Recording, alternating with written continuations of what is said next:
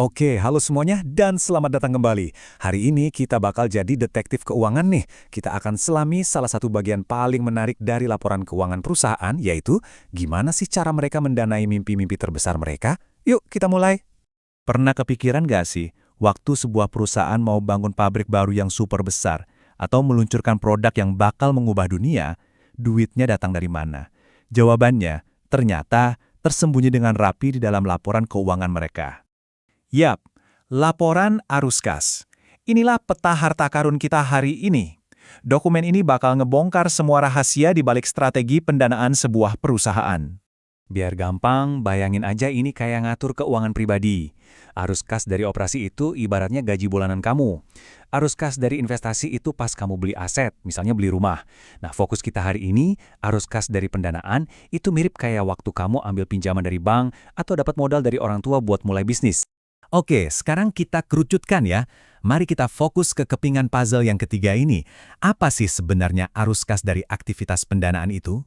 Gampangnya gini, CFF itu ngukur aliran duit antara perusahaan sama para pemiliknya, alias investor, dan juga para pemberi pinjaman. Jadi pertanyaannya simpel, apakah duit lagi masuk buat modal pertumbuhan, atau justru lagi keluar buat bayar kembali orang-orang yang udah naruh duit di perusahaan itu? Terus kenapa kita harus repot-repot peduli sama angka ini? Nah, buat investor atau siapapun yang mau ngerti bisnis, angka CFF ini tuh kayak jendela ajaib. Dari sini kita bisa ngintip strategi dan kesehatan keuangan sebuah perusahaan. Ini dia yang keren.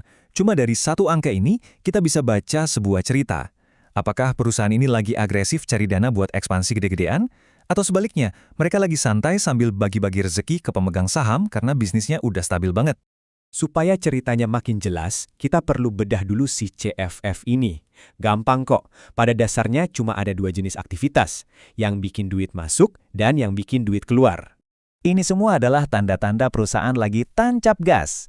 Waktu mereka nerbitin saham baru, artinya jual sebagian kecil kepemilikan perusahaan, atau ngambil utang, itu artinya mereka lagi ngumpulin amunisi. Amunisi buat apa? Ya buat riset produk baru, buat ekspansi pasar, dan lain-lain. Nah, kalau yang ini kebalikannya. Aktivitas ini adalah cara perusahaan bilang terima kasih ke para pemilik dan pemberi pinjaman. Biasanya ini jadi ciri khas perusahaan yang udah matang, udah stabil, dan mampu ngasih imbal hasil ke para pendukungnya. Jadi cara ngitungnya logis banget kan? Kita tinggal lihat aja berapa duit yang masuk dari pendanaan, terus dikurangi sama berapa duit yang keluar buat pendanaan. Hasilnya nanti, entah itu positif atau negatif, bakal kasih kita petunjuk yang sangat penting. Nah, ini dia bagian yang paling krusial. Positif itu nggak selalu bagus, dan negatif juga nggak selalu jelek loh. Contoh, perusahaan startup yang lagi ngebut pasti CFF-nya positif, karena mereka butuh banyak banget modal. Sebaliknya, perusahaan raksasa yang udah mapan bisa jadi CFF-nya negatif karena mereka rutin bayar dividen ke pemegang saham. Jadi, konteks itu adalah segalanya. Oke, teori terus bosan juga ya. Sekarang, yuk kita lihat gimana konsep ini bekerja di dunia nyata. Kita ambil contoh dari salah satu perusahaan terbesar. Wah, coba deh lihat angka ini. Di tahun 2022, arus kas dari pendanaan Bank BCA itu minus 52,8 triliun rupiah. Gila, gede banget. Pertanyaannya, kok bisa minus segitu banyak? Apa yang sebenarnya terjadi? Yuk kita pecah angkanya. Jadi, di satu sisi, BCA dapat duit segar 23 triliun rupiah dari nerbitin saham buat modal ekspansi. Tapi, di sisi lain, mereka ngeluarin duit yang jauh lebih banyak. Buat apa? Buat bayar cicilan utang, bagi-bagi dividen ke pemegang saham, dan bahkan beli lagi saham mereka sendiri. Itulah kenapa totalnya jadi negatif. Dan ini jadi contoh sempurna dari poin kita tadi. Angka negatif ini justru nunjukin perusahaan yang percaya diri banget. Mereka nggak cuma mampu biayain rencana pertumbuhan mereka, tapi di saat yang sama, mereka juga punya kekuatan finansial buat ngasih imbal hasil yang gede ke para investor dan kreditur. Luar biasa. Kalau Anda mau naik level jadi analis yang lebih tajam, ada beberapa rasio simple yang bisa kita pakai buat nambahin lapisan pemahaman kita. Rasio-rasio ini berguna banget. Intinya, mereka ngebandingin arus kas operasi, ingat kan? Ini gajinya perusahaan dari bisnis utamanya, dengan beban utang mereka. Gampangnya, kalau rasionya tinggi, artinya gaji perusahaan lebih dari cukup buat bayar cicilan utangnya dengan nyaman. Ini nunjukin resikonya rendah.